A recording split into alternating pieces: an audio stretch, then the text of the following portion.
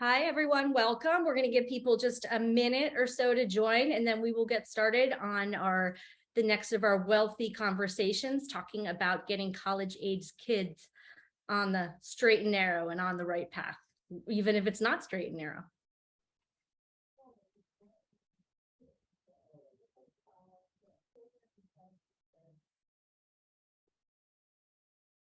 So I think we'll just get started and jump right in. Mark, thank you so much. Thank you for being here. Mark Presnell is the executive director of the Northwestern University Career Enhancement office. And that's going to be an important thing that we bring up, enhancement, as opposed to just career services. So we'll talk a little bit through that. And Sydney Bystrom is on as well with us today to help with this conversation. Sydney is new to my team and is a recent college grad, so a lot of this is hitting really close to her heart as well. And as we get started, I am going to just remind folks that if we are going to be answering Q&A, please put the Q&A in the Q&A box on the bottom, not in the chat box, and we will address whatever we can. We're not going to really talk specifically about Northwestern, but kind of just in general thinking through careers. So if that's the way we kind of want to approach it. And with no further ado, why don't, Mark, you want to give a little quickie on how you ended up where you are? Yeah, Megan, thanks so much for hosting me today. Good to see you again, Sydney. And I'm excited to be here to talk to all of you and prospective parents of college-age students. I'm Mark Presnell. I'm the Executive Director of Northwestern Career Advancement. I use he, him pronouns, and I've been at Northwestern for almost a decade at this point. I've been there 9 years. I got here in a very circuitous route. There was nothing linear, and I'm embarrassed to say the first time that I set foot in an office of career services was to work in one. I wish I could say I used them as an undergrad. I did not, even though it was recommended for me. So I think that's what a lot of my conversation today will be about, in terms of helping demystify the work that we do and encouraging students to connect with career services early and often. My undergraduate degree is in psychology from Purdue University. Hopefully Sydney doesn't hold that against me. My first major was aeronautical engineering. I switched major. I then got my PhD from the University of Kansas in counseling psychology. I specifically went to Kansas because it did not have a vocational psychology focus, and yet here I am doing vocational psychology. So again, another kind of twist and turns. And I found my role and my career through a student employment job on campus when I was at the University of Kansas. Prior to Northwestern, I've had an opportunity to work at the University of Rochester and Johns Hopkins, all in career services. It's what I enjoy doing. It's probably what I will continue to doing for the next part of my life, and just working with 18 to 22-year-olds as they go through the process of discovering certainly their career goals and objectives, and obtaining them and being successful after graduation. And, we've discussed, this is close to my heart. My eldest, Emma, is at Colgate right now. She's just a freshman. She's been there a month.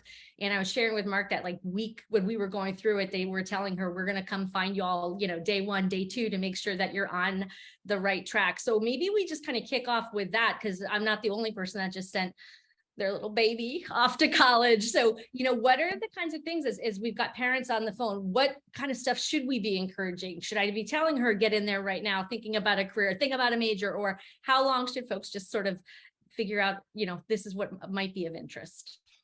I think the good news is that students have time over the next 4 years of their lives to kind of connect with career services and to kind of figure out what their next steps are. One of the first things we encourage all first-year students to do is to explore. Exploration can be a process of taking a bunch of different classes to see what kind of major you're interested in.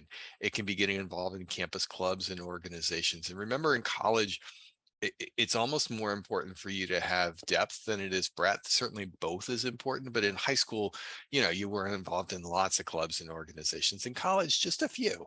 Find those couple that really excite you and that you can have impact on. Find that major that really interests you and you can have an impact on. And then that first year is a wonderful time to, again, also begin to utilizing the network that you have. Almost every college around the country has mentoring programs with alumni, have ability that you can connect with alums. The best time to ask questions about a career is when you're not looking for a job or internship, when you're just out there beginning to think about who you are and kind of what you want to do. And I think if you could do those three things and work with your career services office, then to process that information and begin to think about what a career might look like, what a major might look like. Certainly there are majors that you need to get involved in very early in school. Like there are things like nursing and accounting, but the vast majority of majors, you don't really have to declare until after your kind of first or second year. So you really have that opportunity to take that first year, get settled, explore, and begin to create this network of people that's going to help and inform you as you make all your career choices. Sydney, when did you choose your major? Yeah, so a little bit of background about me. I went to Indiana University. I graduated this past May, so go Hoosiers, but Mark and I are friends for this webinar. A little bit of rivalry there. But I was in the Kelly program, so the Kelly School Business program. So I was not allowed to declare my major until second semester of my junior year. So you can imagine the questions I got from my parents those first 3 years about what are you majoring in? What are you going to do? And I quite literally could not answer that because I was not allowed to declare a major. I was undecided, but in business for my first 2.5 years. I ended up majoring, which I always knew I wanted to go into marketing because I loved the business side and I loved how you could kind of intertwine creativity and marketing. So I was fortunate enough to kind of know I wanted to go into a specific area of marketing right off the bat. And I ended up double majoring in marketing and digital and social media business applications, which is a mouthful. Yes. But kind of going off of that, again, I know not all schools are the same with when you have to declare your major, and I know you can declare and redeclare a major several times. So Mark, kind of going through that and when you're thinking about declaring a major and what employers eventually look for, how would you rank, like how important are grades versus extracurricular activities versus character and interpersonal skills? As you were saying, you should make an effort to get involved in college in these clubs and committees. Yeah, I think when we look at it, we know employers are looking kind of for four basic things. And I think, Sydney, your experience highlights exactly what employers are kind of looking for. First, and it's also often the one that isn't necessarily talked about as much, but your ability to articulate a goal. Your process, Sydney, throughout your time in Indiana is pretty typical. You come in, you think I'm interested in business. Well, you never want to go to an employer and say, hey, I want to come work for you. I'm interested in business. They're going to want you to be a little bit more specific, right? So through your courses, through your academics, right, you got to marketing, right? And then within marketing, you took that next step and got even more specific in terms of marketing and in terms of what you want to do. That's what we look for in terms of a student's ability to set a goal across 4 years. And I keep saying across 4 years because sometimes parents and others will expect that to happen after your first year or your second year. And you really takes experiences to kind of do that. So setting that goal, moving through that process where you're translating that major into a career, that's the first piece that employers are going to look for. Second piece is academics, right? They will look for you to be successful to a point, right? I think we are starting to see employers emphasize GPA less and less. And certainly once you get to your second or third job, nobody will remember what their GPA is or talk about what their GPA is. I don't remember what my undergraduate GPA was, but I think the actual major that you pick is a relatively minor decision. The most of our employers at Northwestern, most employers at most schools come recruiting across all majors. So it should be something that excites you, something that interests you, maybe something that you pair like you did with a second major that's a little bit more specific, a little bit more what we might consider practical, right? It takes marketing and makes it even a little bit more practical to have that good academic experience. I think getting involved in clubs and organizations allow you to show leadership ability, or sometimes what I like to say is impact, your ability to impact. How have you successfully altered the course of an organization that you're involved in? It's not always necessarily about having a title and being a president or vice president. It's about, can you demonstrate impact? I have students and parents ask me all the time, what's the best club to be involved with? And I say, you can be involved with any club or organization. What really kind of fits your needs? And they look at me and they say again, no, what's the best? I know you're supposed to say that. What's the best club, right? You're supposed to be involved in. And the truth is, if what excites you is the juggling club, be a part of the juggling club, and then tell me how that um, club, how you've impacted that club and that growth. And then the third thing, or actually the fourth thing is, if I can number correctly, is internships and experience. Right, we do need you to have an internship or two by the time you graduate. Internships after that junior year is particularly important. So ideally sometime in the first couple of years, not necessarily after the first summer. We have parents ask us that all the time. Most students don't do an internship after their first summer, but after that sophomore summer, is there a volunteer experience? Is there an internship? Is there something simple that can really kind of set you up for that experience as a junior, and then that experience after graduation? I would say one of the anxiety points I get a lot from students and parents is what do I do after that first summer? And I think there are a wealth of different things that you can do in that first summer, but I don't want anybody to think they have to do an internship. I don't think that sets you back at all. If you go back and do a summer job, if you do a volunteer experience, if you take a class, I think we want you to do something, and we want you to continue to do exploration, but we don't have to do that internship. Sydney, I'm curious, did you have an internship after your first summer? I did not. I actually considered it my last summer of freedom. So I did I did not. Um, my first summer after college, I think I nannied for a family across the street. So I was still able to see all of my friends. We were on this, so to say, high coming back from college that we're adults now. And what did we know? But I did my sophomore year, that's when COVID happened. So internships were very hard to come by, and I did part-time work for a interior design firm in St. Louis. That's where I'm from. And I managed their social media account. So that's kind of how I chose my double major in social media business analytics or applications, because I realized how much I loved that and how much fun I had in it. Didn't really feel like work to me. So I did that, but that was after my second year, and it was just part-time. So it was nothing crazy, which, again, if COVID didn't happen, I likely would have gone a different way. But I mean, I loved it, and it was very eye-opening. And then after that, internship wise, I interned for Hightower going into my senior year, which led to this amazing opportunity to be with them full time.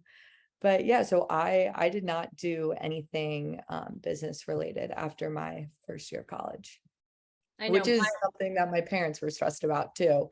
Well, it's Until interesting. It's yeah. interesting. Like I know with my Emma, has taught sailing over the years, and so she's the same thing. She's going to come back and teach sailing one last summer, and then go probably. But to your point, Mark, that's still, it's showing commitment. It's showing, maybe saying I spent my summer lying on the beach for my last summer isn't where you're going to go. So with that being said, how much should I be like at me as a parent, or how much do you tell parents? How involved do we need to be in saying, choose now, pick your career, or should we rely on career services and to be able to help through all of that? I think it's a perfect way that you can have a good connection point with your son or daughter. I think having these conversations, excuse me, is really, really important. And I think that parents are some of the best actually promoters of our office in terms of what we do, and their best connectors. They'll often send their son or daughter to kind of see us. We want you to have those conversations. I think balancing giving advice and kind of listening, I think is so important at this stage, because 18 to 22 year olds, and again, I've spent my career working with them. I enjoy working with them. Um, And I think this is something that's hard even as an advisor. There are certain things I'll hear as a student say, and I'll be like, I don't know that that's really what you want to do. So for example, they'll come in with what they think is a very focused career path, and you'll ask them a couple of questions. Like they'll come in and they'll say, well, I always want to be a doctor, and that's my goal after graduation. Well, what does a doctor do? And they're like, well, and they give you a kind of a very simple answer. And so sometimes, I really will want to say to them, like, look, I think you need to do some more exploration. You need to talk to people who do this. You need to have that conversation. But that parent in me, and again, I can say this, I'm not a parent, but I can say this, wants to tell them, oh no, you haven't thought this through. Let's look at other things. They really have to go out and experience the world, and they have to go out and make those connections and do that learning. And I think your role as a parent is to support them and have these conversations across their 4 years. I will have students that will come to me after graduation and literally say, okay, I'm now ready to start thinking about my career. Not my personal choice. I would have rather gotten them in their first or second year. But the good news is those students end up fine. They find good opportunities. It might take them a little longer than their peers. They might start, but the outcome really doesn't change. Ideally, we want to connect with them in their second year at the latest. But from a parent perspective, we want you to continue to have these ongoing conversations as they kind of piece together and figure out what the opportunities are available for them. Mark, but before we were starting, you were mentioning that Northwestern's just coming back. Y'all have a new president, and he was, addressing, the career. And I used the word enhancement when I was even introducing you, because we were saying that you may want to always be a doctor, but then you're going to switch to here. So, how much of that do you talk to parents about? Do you talk to kids about? A career path doesn't have to be linear, right? I think it's a conversation we have all the time. And, I work with a population that is like many college students, a very driven population. They're very pre-professional in their nature. And if anything, my role and my hope is to kind of slow them down a little bit and let them do a little bit more reflection in terms of what they want to do. Megan referenced Northwestern just went through a leadership change. Our president's first day was yesterday, which was also, we're on the quarter system, so it was also our move-in day. And so I went to his first address to parents, and I was excited to hear him use the words career exploration, and to know that I have a senior leader in terms of a dean, a faculty member, or in this case, a president who really is invested in the development and the career development of students, not just the thinking about getting a student an internship and a full-time a job. We have to do that, and we do that well. Many higher education institutions do that well, but we also have to set students up for a lifelong success across their career. So we're teaching, and as a universities are teaching skills that help them in their first job, but we also are hopefully are teaching skills that are going to help them in their 10 years after graduation. And I'm going to follow up on that.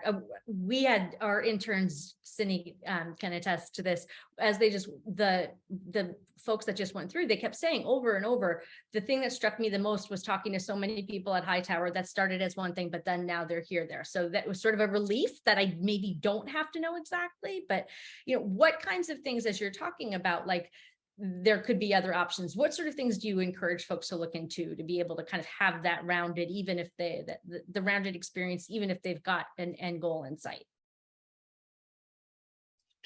I think it's as much about building a network as it is about building experiences. So it's about connecting different parts of their education to their professional world, to that internship. So it might be, so for some students, it's trying to do 1 or 2 internships so that they get a kind of feeling. For other students, it's taking a bunch of different classes. It's picking up a minor. For other students, it's I'm gonna get involved in Model UN or in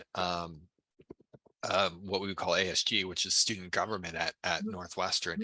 It's creating the different opportunities and places that they can learn and interact with others, and then processing that information both with your advisor, your faculty members, career services office, but also alums, right? Alums are a really critical piece to the career education of students.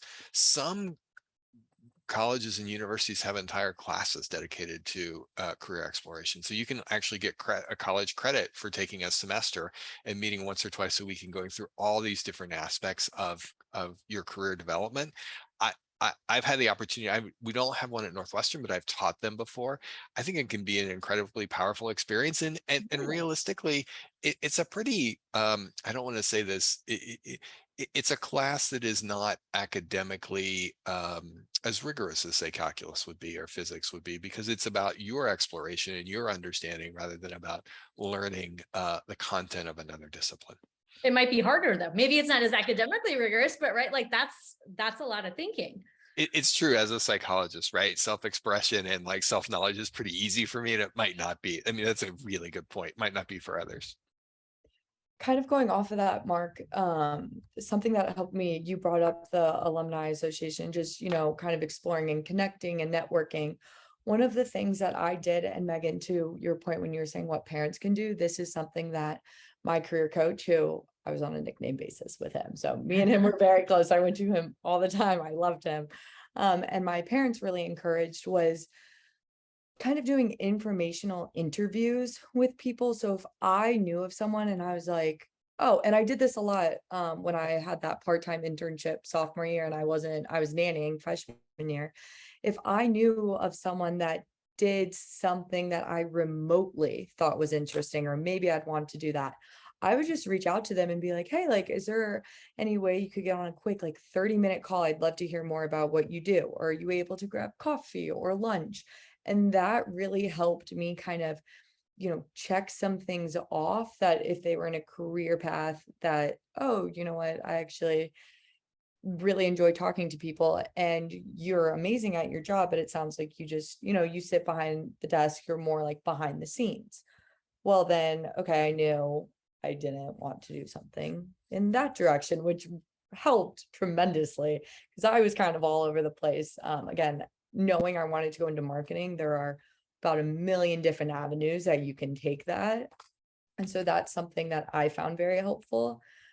But so Mark, what if someone doesn't, have any ideas of what they want to do? Or what if they think they want to do one thing and then they start looking more into it or even start doing it and they end up realizing, oh no, this is not what I want to do.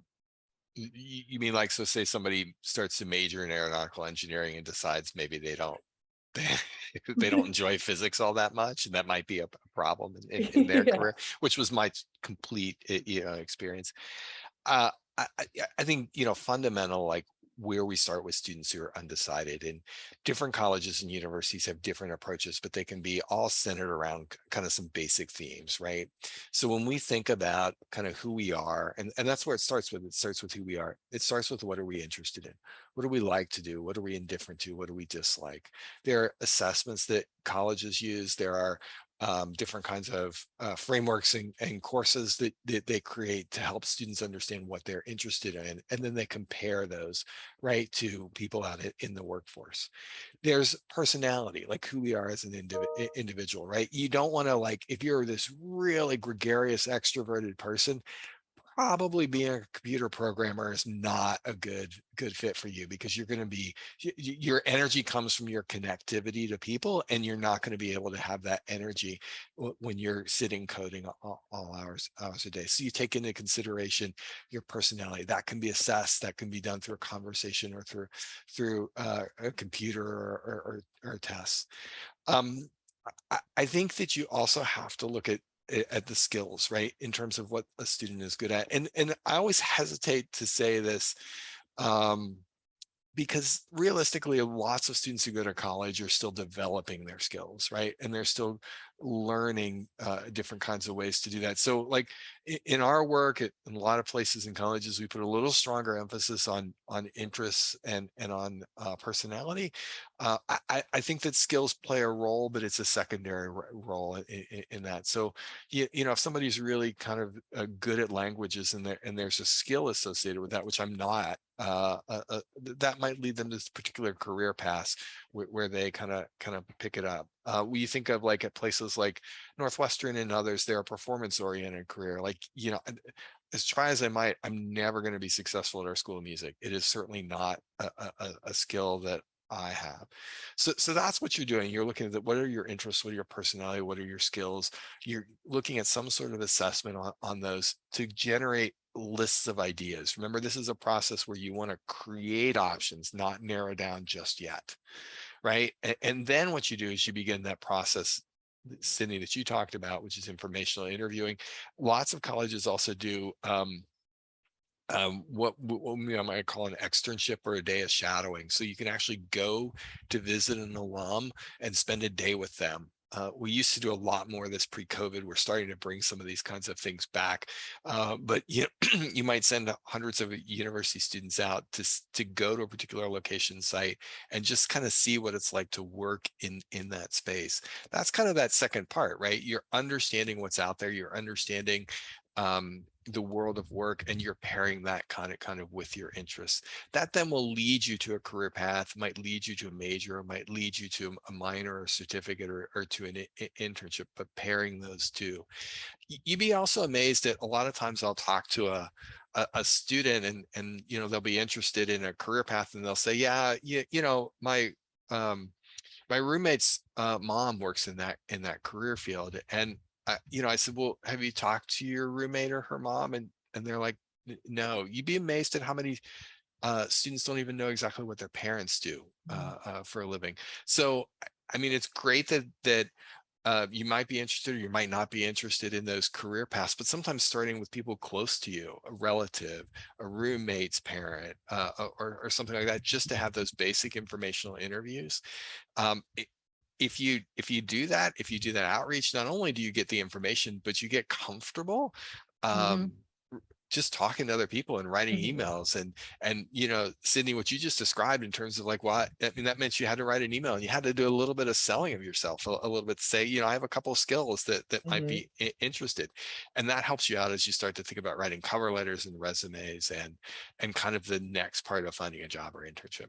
Absolutely. I would say, I don't know if I think my kids probably do know what I do. Plus then we had an award dinner the other day that I dragged my twins to, because kind of exactly to your point, Mark, like this is what a lot of people do in jobs. And this is how to have those conversations. One of the things that strikes me as I'm listening to you, having gone to college approximately 1 billion years ago, I was saying to you, I think I knew there was a career services area. Like I sort of knew where it was in historical Williamsburg, but to me at the time, it was very much like, oh, go for job listings, go for internship listings or whatever it is.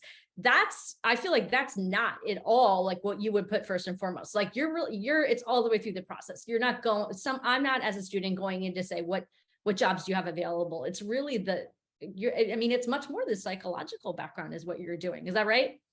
I think it's the development piece. I think we still do the other pieces. I think career services has this history as our model evolves. We never quite give anything up. So we keep doing the model that you certainly experienced when you were in school, but we have certainly higher expectations to kind of connect, certainly as far as the return on investment of your college tuition into, personal growth, career growth, and then also a career success. I think too that the recruiting market has changed, right? We know that companies come recruit earlier, so we have to do that exploration piece earlier for students. And if you look at my numbers as an office, we're moving towards, and we're probably about 3 or 4 years there from finally getting there. My guess is if you look at the percentage of students I see as seniors and first-year students, they're pretty on par. And that would not have been the case if you would have asked me even 5 or 6 years ago. And certainly when I began in this space, we were an office and we were a field that really dealt with a lot of juniors and seniors. Yes. But then that was also a time when most of your campus recruiting was done during your senior year versus now it's very mixed. There's still a lot of campus recruiting that goes on in senior year, but there's still some that goes on in junior year now, and even a little bit that now goes on in the sophomore year. I have do you ever get in the middle of, my dad really, really wants me to be a lawyer, really wants me to be a lawyer, really wants me to be a lawyer, but I want to be a poet. Like what happens with those situations? I think you do. You get this all the time, right? There are certain career paths. parents want the best for their sons and daughters. Like that's where we have to start when we have this conversation. That doesn't come out of like, you know, it isn't about necessarily what I want you to take over the family business. I guess it could be, but more it's about I am choosing that. I want you to choose this profession because it's safe, secure, and financially will set you up kind of for success. So I think the first thing you always do when you're working with the students is you acknowledge to that student that, hey, parents are coming at this from the best of intentions, but they're looking at what safety and security is very different than your definition of safety and security. So it's a bit of a cross in terms of values, right? Values is another thing. When I talked about interests, personality, and skills, you can assess a value, right? What's an example of a value? Earning a particular salary is a value. Having flexibility in your job. Those are all examples of values. I think then you want to have a conversation with that student to say, if not this, then what? Right. And I think, you know, so I go even a little further and saying, okay, I am very supportive of you wanting to major in literature or poetry, as the case may be, or as I used to say, I used to talk about philosophy majors a lot because I don't have job descriptions that say philosopher like I do for electrical engineer. Right. So what are we going to do with that major after graduation? Lots of successful people come out of liberal arts backgrounds that don't have a strong connection in terms of their classes and what they want to do. And I think if you have that conversation when you get to that point, then your next step with that student is, okay, how are we going to have this conversation with your parents? Have I role played with students? What are you going to say to your mom and dad? 100%. That's part of the process we do. But I think that from a parental perspective, and what we want to do is we want to get the student a little further along in the career conversation, so that they're just not coming and saying like, I don't think I want to do this, because the first thing when a parent hears that, they're gonna be like, oh, but what are you gonna do? And all parents really want to know is like, I got a plan, I'm working on it, I'm in good shape. So that's what we usually do. We coach them through on how to begin to then have that conversation, say, okay, here's my plan, and here's you know really what I'm going to do. And believe me, at places like Northwestern, like most of our famous grads are in fields that parents probably wouldn't encourage their students to go into. So you think of people like Stephen Colbert and Seth Meyers, right? Julia Louis Dreyfus. I think those can be really hard conversations for students to have with parents, yet we know that they can be successful. Yeah, well, if my children are watching this, they should not plan to be poets. I will just put that out there. But Cindy, you want to go through? We had a question come in, right? You want to ask that one? Yeah, absolutely. The one from the audience. Yeah. Yes. So one of the questions we got is, the summer after sophomore year, can it be equally beneficial to work full-time in a restaurant job versus an unpaid internship? My son wants to and needs to earn money. So I think we get this question a lot, and it's a tricky balance that you have to do. But I think we want to not necessarily turn this into an either or. And what I mean by that is it may be an opportunity to do both, to do a volunteer internship part-time and then still earn money working full or part-time. And you see that a lot amongst college students. But let's go forward before we go back to answer that question, in that when employers look at resumes, whether it be for internships or full-time jobs, they will never ask you, I shouldn't say never, very rarely are they worried if a student got paid or not. They want to know what the experience is like. And so when you're thinking about what they're doing after that sophomore year, that's the same kind of question you should be looking at. What is that experience like? There can be and I'll give you a perfect example in marketing. There can be very good jobs that are seen as typical summer jobs that can help you with career. So if you want to go off and work in consumer goods and products, right? So if you want to go off and work at places in corporate offices of places like J. Crew or like Procter and Gamble or General Mills or those kinds of things, it might make sense for you one summer to work at the mall, where you can get an understanding of the customer, where you can establish that you know how to do sales. And that's one of the things I'm going to prompt you when you come back. I'm going to say, okay, what were your sales figures? Can we put those on your resume? Can we incorporate it in? Now, working at the mall doesn't really set you up to go work let's say as strong if you're going to go work in a place like Capitol Hill after graduation. That's where I might say, is there a way that you can get involved in a congressman or congresswoman's local office or something like that? So you're always looking at the impact that you can have in the summer, the relevancy to what you want to do, and knowing that many summers, particularly in your first or second year, you're doing a mixed a group of things for the summer. So it's and this is true this is true more true post COVID than pre COVID, is the ability to put together multiple experiences in the summer for students is only increasing, not decreasing. So, now you have the ability to take a class online while you work a part-time job, while maybe you volunteer as an internship. These are the conversations. So the conversations that we want you to have, certainly with your son or daughter, but these are also the conversations we have with students. Like a student would come into my office and would say, okay, I have this opportunity. I could go back and work at this place this summer. But I'm thinking about this career. How should I balance those two? And it might be that we say, okay, go off and do that this summer, and then let's take a look. Can you do an internship in the fall for credit at your school? There are always different ways to get the kinds of experiences that they're going to need, both during and after school. And so sometimes it's about really thinking creatively and flexibly. And So I think I feel bad. The answer to that question is kind of yes, maybe no, right? There isn't a clear answer, but it's really driven by the student and the idea of what they want to do. My apologies, Megan, I cut Well, you I off. think it's also it's how you, and I don't mean this in a marketing way, it's how you tell the story. Like if it's, I went back, like for instance, my twins aren't heavily into sports, but they've been working really steadily at a restaurant, and I feel like that shows a commitment as well. I mean, I know when I got out of grad school, I wanted to work in, or when I got out of college, I wanted to work in politics. That lasted through one loss, and then my parents were like, go get a job. And I worked in a restaurant for a year and a half, and I rose my way up into management. And I know managing that restaurant, that wasn't proper English, but that's what got me into grad school. That's what got me into an MBA program, because I was able to say I had this direct management experience. It was a path along here. So kind of a thread of why I did this, as opposed to like, I just fell into this. Or, I mean, like I would also say with Sydney saying, well, I didn't do an internship, but I did this work part-time for digital. If I'm hiring Sydney, I don't care if it was an internship or if she was working part-time, she got the experience. So that kind of leads to, in terms of grad school, like if someone's coming in, like, maybe if someone says, I only ever want to be a doctor, do you say, okay, well, let's just get that path that way? Or like, what points do you say, like, having gone to business school, there was people that went straight through, and I think that was probably the worst thing they could have done, because they needed that experience. So what kind of thoughts do you give as students are thinking about that? I think the first thing is don't do what I did.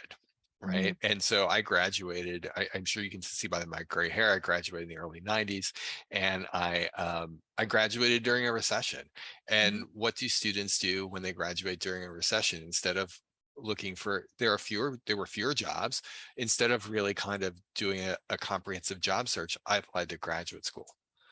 I really didn't think through, and again, I teased a little bit of this in my bio. I purposely did not apply places where I was going to do any of that career work. I was going to do social emotional counseling, going to work at a community mental health center.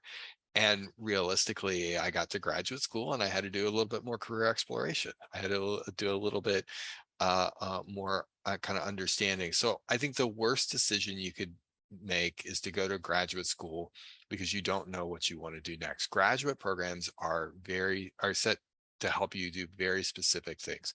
We hear this from students all the time. Well, I want to go to law school, but I don't know if I want to be a lawyer. And I'm like, so why are you going to spend that time and money if that's not what you want to do? It's not that I don't value a law school education, but we want that graduate school to be highly connected to your career goal. Not true on the undergraduate level. For the most part, undergraduate level is a generalist degree. You can go off and do lots of different kinds of things after you graduate. Graduate school also provides you with a wonderful opportunity to pivot.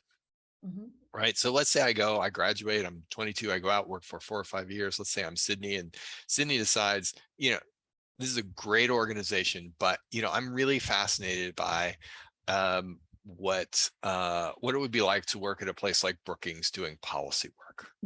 It's hard to get from Hightower to Brookings, but if we do a graduate program in between, it's going to allow us to pivot in terms Yeah. of our career. So don't use your pivot too soon.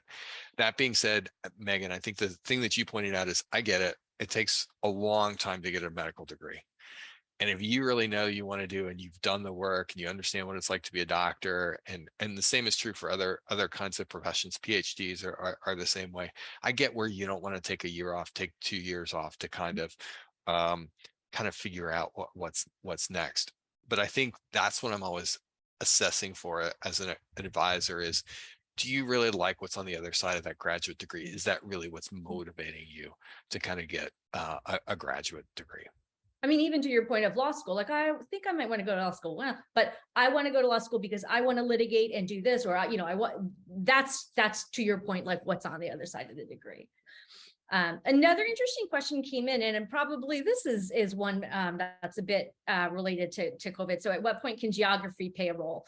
If somebody only wants to work in Chicago or New York, maybe a little bit is less applicable because people are able to go places. But I imagine if you say, I super duper want to work in finance, but I really, really only want to live in Idaho or something, like maybe there's I think geography always plays a role. In fact, if you look, the number one place is probably as important for an undergraduate searching for an internship or job as is industry. And if you look, a lot of our software has algorithms, and they always, based on what you like and what you favorite in terms of the times of internships and jobs you get shown, and it's a place always plays a role in that. I think there's one small piece, and then I'll talk about the bigger piece. If you are from an area of a place you want to work and that's not where you're going to school, I would encourage you to put that address on your resume, right? I think showing a connection to a geographic location enhances your ability to get an internship or job in that location, as does showing your connection geographically to a school. Like if you're at Northwestern, you put Evanston, you're going to be able to apply for jobs in Chicago. It is true that jobs in major cities like New York and Chicago are more competitive simply because they get more applicants. It is true that there are also more jobs in those cities because there are more people in those cities. I think that in terms of instead of geography, I would think in terms of kind of selectivity. As a sophomore, you're probably not going to get the internship at whatever the top company is in your field. Like, so if you think finance, like you don't usually get an internship at Goldman or Morgan Stanley or JP Morgan as a sophomore. In consulting, McKinsey, or, in engineering, SpaceX or Boeing. You have to work your way up to those organizations and find, and that's where you can use geography to be helpful. Like, Sydney did this. I went home to St. Louis. I found a little something, doing a little something with a good organization that allowed me to be able to talk about why I did that, and then allowed me to be more competitive at a organization that maybe had a bigger brand, or maybe just had more applicants. And I think that that's how geography helps you. Most first and second year students do return home. Not all, but most return home. Some stay in the city or town of where they're going to school. Usually it's after their junior year that they're going to a place perhaps that is not home or not where their college is. It's interesting. Good answer. All right, Mark, we have another question kind of going back to our grad school conversation. This one is, if a student is considering a professional graduate school, so such as law school or medical school, what should the student do in terms of building a resume during college? Are grad schools looking for the same kinds of things as employers? It's a great question, and they roughly are. There's one big difference. Graduate schools are more dependent upon GPA than employers are. So when we think about medical school in particular, and this is not, I don't know that we talk about this a lot, but you can major in anything you want to major to go to medical school. You have to take certain key science courses. You have to take biology, chemistry, and those kinds of key sequences, but you can do that as an English major. That medical school is going to look at that GPA associated, both your overall GPA and also the ones associated particularly with those science courses. So Well, I think that they look for the same kinds of things. I think that graduate schools place a little bit more emphasis, a higher emphasis on a GPA. Many of them also have entrance exams, the MCAT for medical school, the LSAT for a law school. And so those standardized test scores, like the SAT, like the ACT, are also really important, whereas employers don't care much about that. Um, I think you have to, though, show the other pieces of applications are pretty similar. They look for leadership roles, things that you've done. They look for things relevant for those kinds of career paths. So for medical school, they're going to want to see you do some volunteering, usually, or some sort of shadowing of a doctor. They're probably going to want to see you do a little bit of research related to biology, medicine, could be clinical research. So those, it might not be called an internship, but it's experiences that are certainly related to the field. Law school is actually one of the interesting exceptions. We have lots of students who graduate who want to do a couple of years before they go to law school, and law schools are a little less fussy in terms of the kind of experiences that you do. For example, you don't have to graduate up from an undergraduate, go off and do 2 years as a paralegal at a big law firm in New York, Chicago, or and then go to law school. You really have the opportunity to do a bunch of different kinds of things after graduation, so long as when you write that personal statement, both are very important in law school, medical school, and really talk about what it is that you want to be a lawyer, and what kind of lawyer that you want to do. But they're actually a little bit of the exception in that they you can have many different kinds of backgrounds and successfully go off to law school. I have a follow-up internship question in terms of when should you expect that an internship is paid? Like, when is it okay? I mean, I know our interns are paid. When is it okay to say, well, this is that much experience that I'll take it unpaid? And I know as well, some colleges, where my daughter is, they're actually, if you have an unpaid internship, they'll kind of fund some of that or whatever. So what kind of considerations would lead you to take an unpaid internship, and what options do you have if you're doing that? I think it's a couple of things. And one of the things we haven't talked a lot about today is industry, and how the industry that you go in affects kind of your career development, your search timelines, all of those kinds of things. So there are certain industries, nonprofits, even the most advanced internships don't always pay in terms of nonprofits. Even like, we were so surprised, and this has only been in the last couple of years that Hill internships paid. For years, if you worked on the Hill in Washington DC, they didn't pay, and now they're paying, I don't know how you live on this, they're paying about $700 a month to live in Washington DC. That's what they pay for actual jobs too. So yeah. there you go. So I think that there are certain career paths that for whatever reason don't pay a lot. We have students who are interested in going work at startups, and when I say startups, I don't mean early stage. I mean literally like 5 to 10 people companies, and sometimes those don't pay. So as a junior, you might not get paid for that.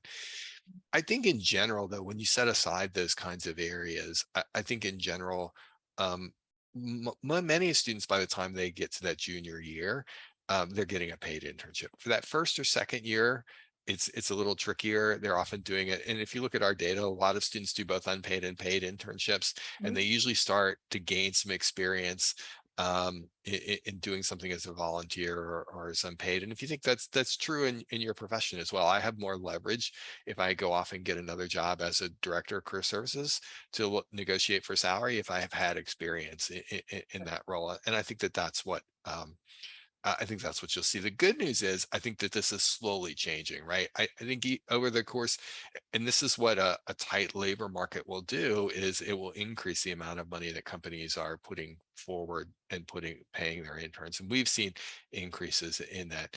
Lots of colleges, particularly private schools, but also public schools, have summer internship programs that do provide stipends for students. We do at Northwestern. They're going to provide $3,000 to $5,000 stipends for unpaid living expenses. Careful, it's not really connected to like the experience, but it's just to help that student who's going to go off to a different city make ends meet. Schools like Northwestern and others are beginning to even look at like, okay, if you're really paying $700 in DC, that's really not a wage you can live on. So like, I think you'll start to see schools also not just fully unpaid internships, but what we would call poorly paid internships, and Mhm. finding ways to augment that stipend.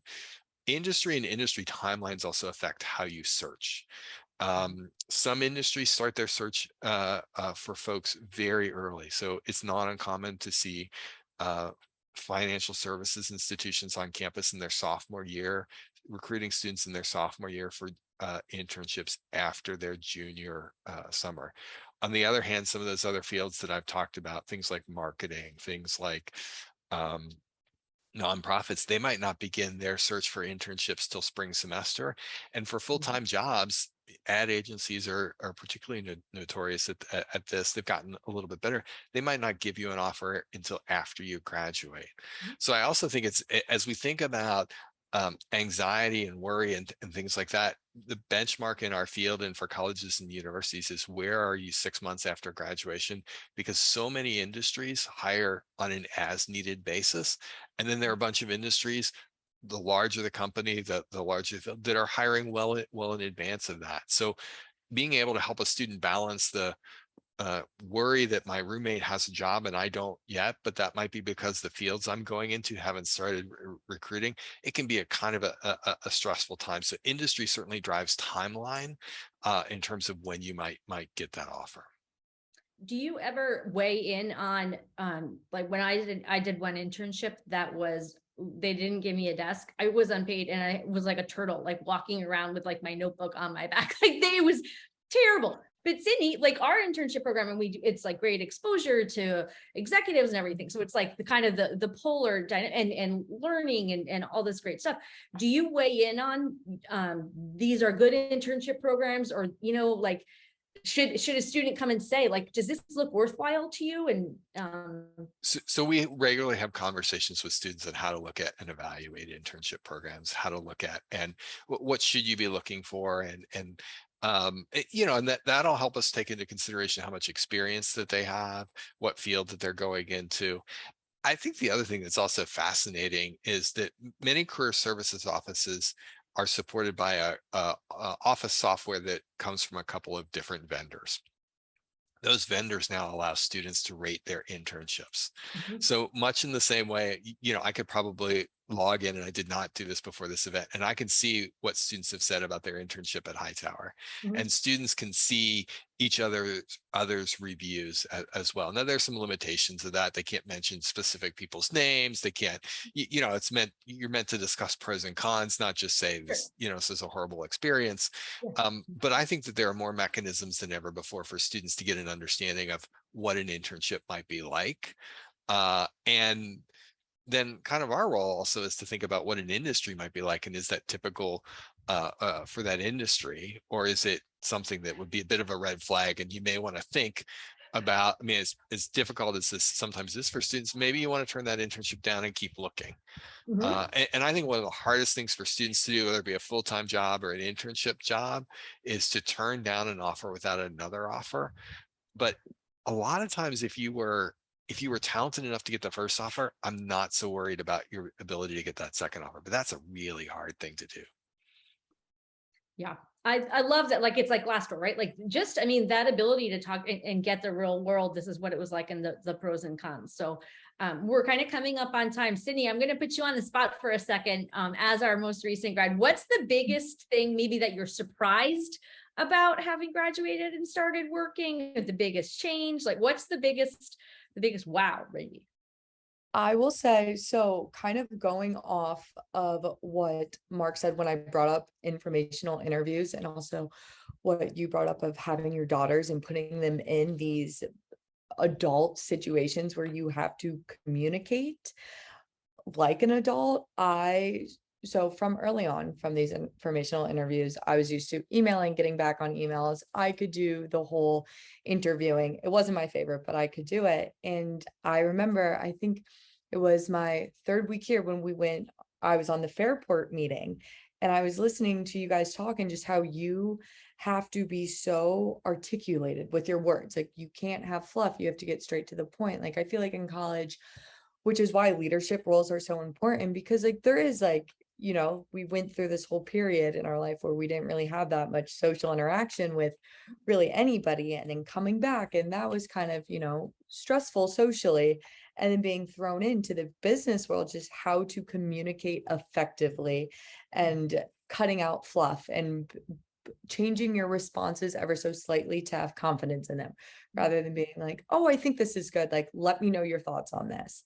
Yeah. That has been, and I see it every day, and I like try to take mental notes of things that I've heard other people say, or just listening on a call, of how, you know, people are communicating back and forth. That has been my biggest takeaway from being an adult so far. And just, you know, it's scary in a lot of ways, but as Mark said, and why I loved our internship program is you get exposure to so many other people working in different careers than yours. Just ask. Like, I love asking and being like, oh, like, what are you working on? Oh, can you tell me more about this? And everyone's so open and friendly, which, you know, was scary in the beginning, but yeah. My brother has an expression of flexing your asking muscle, and my nieces and my kids like I mean, they flex their asking muscle for multiple cakes, whatever, you know, so, but it is like, just ask.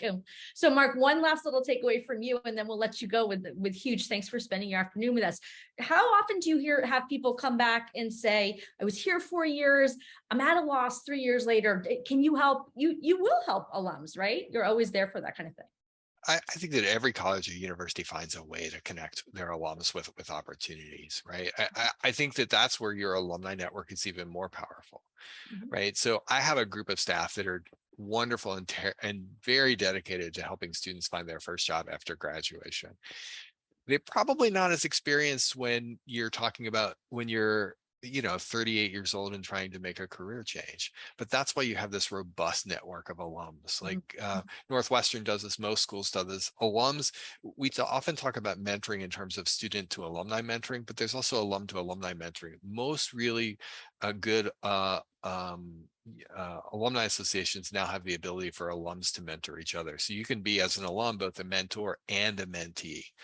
And so creating that network and evolving that, and you know, it is a connection that we want to make lifelong, certainly with our graduates, but we want to do that through the community. We want to do that through the kind of connection of the community. And I just want to say, it has been I'm happy to take any more questions and things like that, but this has been so much fun for me. And I wanted to, before our time gets away, just thank the two of you for kind of inviting me to come in and talk. This is fun for me. This will be one of the best things I'll get to do all day.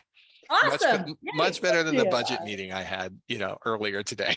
It's been the highlight of my day too. You don't want to know what else has been part of mine. So Mark, thank you so very much. And Sydney, thanks for sharing your perspective also. And hopefully this was helpful to everybody that was a part of this. And of course, can always follow up with your advisor for additional tips and ideas on getting some of this information. So thanks all.